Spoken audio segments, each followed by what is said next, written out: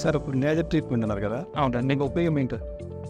Laser వల్ల ఉపయోగం ఏంటంటే అండి, ఇంతకు ముందు అంటే 2 రకాల ట్రీట్మెంట్స్ ఉంటుండే.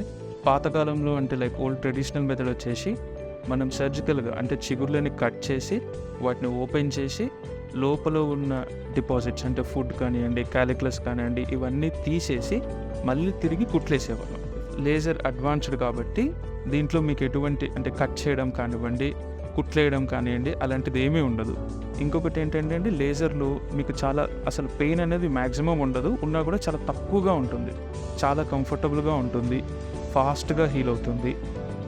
దీంట్లో మనకి స్టిమ్యులేషన్ కూడా అంటే ట్రీట్మెంట్తో పాటు హీలింగ్ కూడా దీంతోటే చేసేస్తామండి. ఎటువంటి మళ్ళీ దానికి ఎక్స్ట్రా సిట్టింగ్స్ ఉండడం కానివ్వండి, ఎక్స్ట్రా మళ్ళీ మీరు రావాల్సిన అవసరం ఉండదు. ఒకేసారి అన్నీ అయిపోతాయి. మీరు ఎలా వచ్చారో అలాగే వెళ్ళిపోతారు. ఓకే ఓకేనండి. ఓకే